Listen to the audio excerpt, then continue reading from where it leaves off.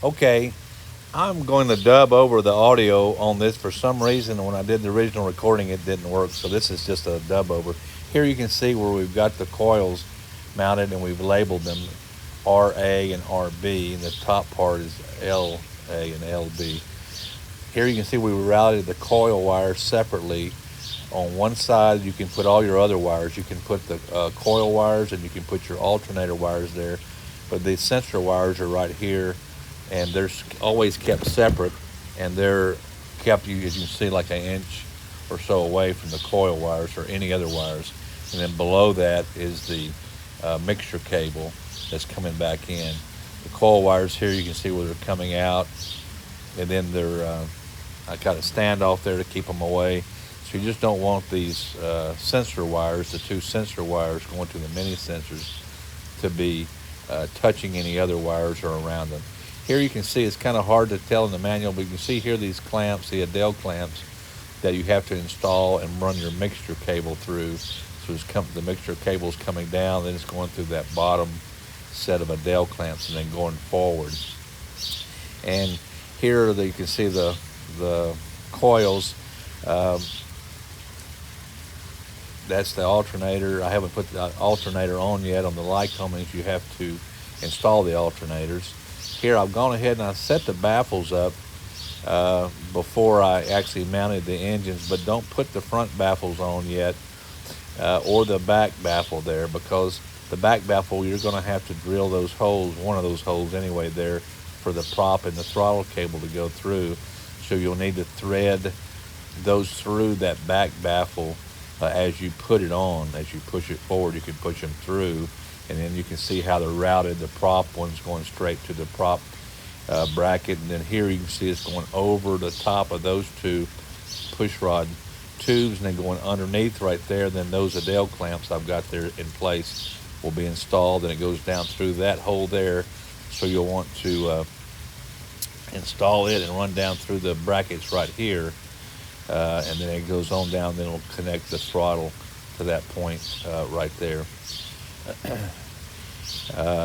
So if you leave, now is actually a great time to install the mini sensors, because without the baffles in place, that's the biggest thing. It makes them much easier. Here's the flywheel, so you can see the flywheel. The mini sensors will go up and give you, I believe it's 30 to 65 thousandths away from the back of the mini wheel, the flywheel. So you can see here, there's an O that was done by the factory on the front of the crank, and then right here the flywheel mounts up, and you've seen I put a blue mark there. We're on the other side of the flywheel. There's a mark, a zero behind one of those, and that zero lines up with the O that they put on the front of the crank there where you mount the props up. So we're going to install it just like you see it. The left, the right one, actually, you see I've labeled it R, is coming off the right box, ignition box, and the other one is coming off the left box. And these are some little, if you want to mount the flywheel up, you can see it, there's some little PVC pieces there. And so those will come out. You can put your flywheel up there, then you can take that PVC and just kind of snug up the bolts so you can get the flywheel completely up against the hub. And then that way you can come in from the side easily. Like I say, I did this before I put that right baffle piece in. So neither baffle was on that front piece. And that way you've got plenty of room to maneuver and run up there with your feeler gauges, because that front part of that mini sensor, again, I think I put mine at like 45 thousandths with some feeler gauges. So that's kind of in the middle of the range between that. You can slide the feeler gauges down in there in front of that mini sensor while the flywheel is in place. Then I just push my finger like that with them loose. I push them up and hold it against the feeler gauge, and then I come in underneath there and just tighten the two screws on the bottom till I get the flywheel off, and then I can go back and really tighten them up good. Then I put a little blue Loctite, you can see in there. They say to safety wire these, but I've never had any of the little screws that are actually drilled for safety wire, so I just torque them down and put blue Loctite in there, thread sealer. right box, you see the coil, these are the coil wires coming down. You'll cut them to fit. One of the biggest, that's RA, that's the right box A side, right box B side. The bottom, the right box goes to these coils, and they'll feed the bottom cylinders. So the right box feeds all 4 bottom spark plugs and all 4 cylinders. The top half then is fed by the left box, which would be the top 2 coils up right there. And if you're going to and you'll see there's a plus and a minus, there's a positive and a negative, obviously, on each one. If you use your emergency backup system, you'll switch the switch to emergency for using the backup battery.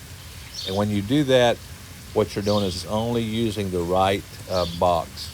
So it's only powering half of the plugs, the lower plugs in the system, so as not to run the battery out so quick, and it'll run fine with just the bottom set of plugs firing. That box will actually adjust all the timing to make that work properly. So you'll turn your ignition switch to right, you'll flip the emergency switch up, and it'll operate now the ignition off the right battery. Here again, you can see there's a positive and negative spade. You see there, I'm kind of trying to show you there that if you look, there's a flashlight. You see there the plus and the minus that's actually in the black there. So you'll see there's a plus and a minus. So obviously pay attention. There's photos in the manual that are wrong, and also in the pictures in the file that show them having them actually wired up wrong. You'll see the same colors on each side of the top one and the bottom one, which means they've got them reversed. So the center coil of our coil wires, the center conductor, is going to be our positive, which we put the blue connectors on, as you can see here. You see the blue is going on a positive on the top one, and of course obviously positive since it's reversed on the other one is at the bottom. Yellow is the outer shield of the coil wire, and that's the ground side, so you can see it's the negative ground. So that's the way it should look when you're looking at it. You'll see pictures in the manual, and you'll see 2 yellows on the left side right on top of each other, and then 2 rights on the blue, which shows you that one of them is reversed on there and not correct. So don't pay attention to pictures you see like that. Make sure you're putting positive to negative.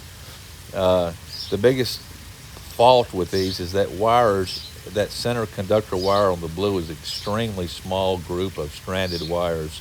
It's not a hard, solid wire. It's a whole bunch of small wires. So the vibration that comes from the engine, probably one of the most common problems is losing a coil due to the braking at that point.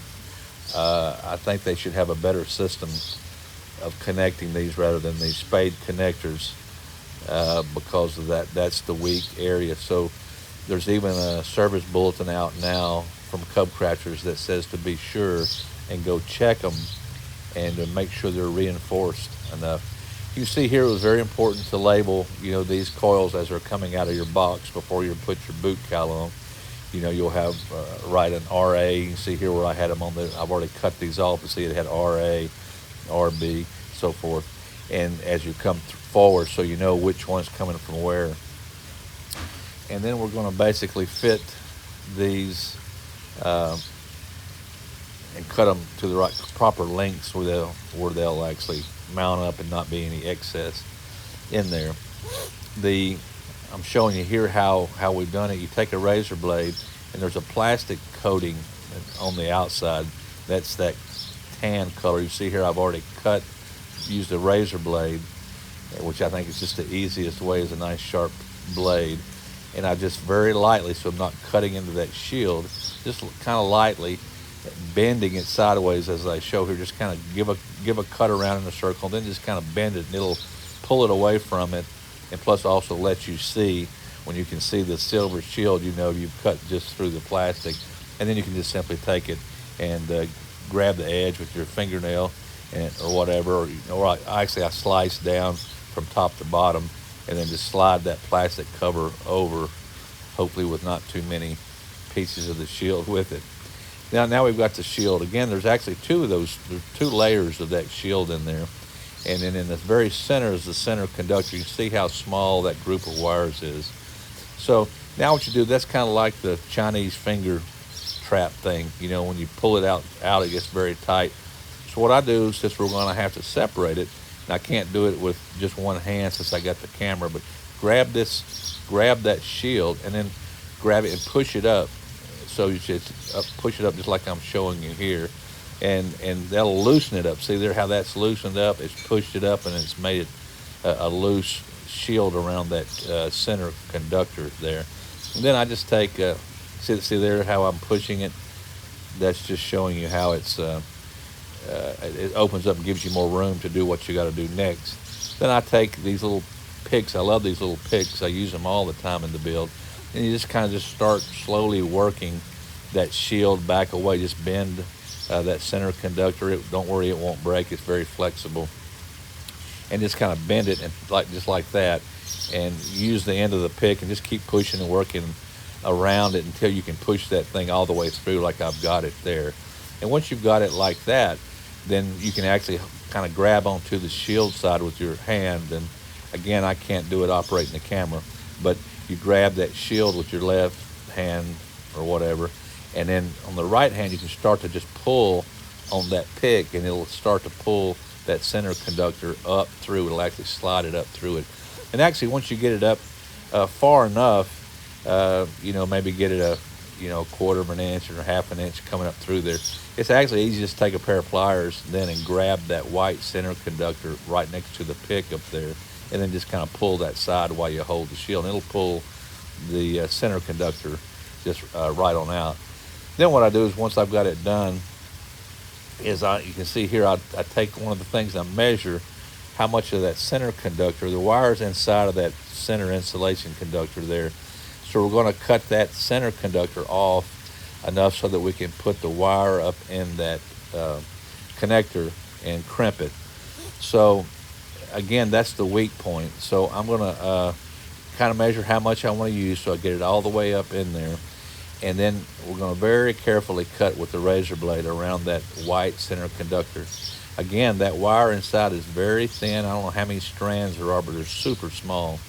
And you don't want to waste any of them or cut through any of them. So very slowly take your blade and go around that center conductor. Again, bending, I bend it back and forth looking as I cut, and as soon as I see the silver, then I stop. Then you take these shrink wraps, and what I'm doing is trying to reinforce it here as well. So I take a piece of this shrink tubing, and just enough as you see the length about like that, just to go up over the joint, and then to come down to where I separate them. Right where that pick is where you'll separate, and you'll have your two different connections. So about an inch, you see there, I've got it's kind of shown there, about an inch, and I slide that up on it beforehand, and then that's going to slide over both of them. Then I take the small one, just big enough to go over that piece, and I'm going to slide those up about that long, see, just so it'll go from the end of the connector up to about that joint. And it's going to actually make it small enough so that it goes inside. You can slide that inside of the connector opening there itself. You're going to crimp it up further, but it's hard to do with one hand again, but I'm going to try to show you like that.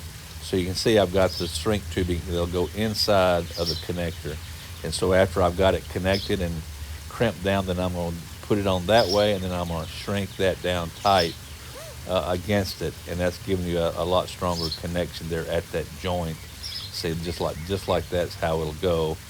Of course, that shield will be off, and the shield itself, then once you pull the conductor through it, that shield, you'll just straighten it, pull it back out so it's straight and tight. Make it all pretty on the end, twist it up. It'll actually go into the yellow connector that we have there and crimped in. So that's going to be your negative connector, is going to be the actual shield. And it really isn't very hard. And once you get it, then of course push them up in there. You want to be careful too and be sure.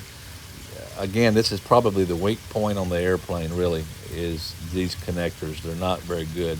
So when the spade connector, when you slide it up and put it onto that coil, you want to really be sure that it's tight. And so, you push them up in there good. If they're not going up in there nice and snug, and kind of snap in place, then you're going to want to take a little small set of pliers where you can actually then take the little metal connector itself, and you can actually crimp it down a little tighter so that it will actually fit up there nice and snug.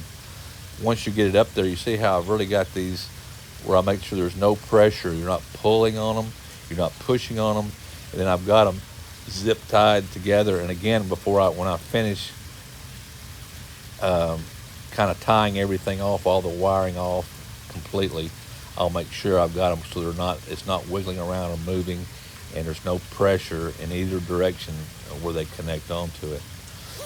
And I'm not sure here what I'm pointing to this talking about, but that's I guess we're probably talking about that connector again too, just making sure that connector is a nice snug fit.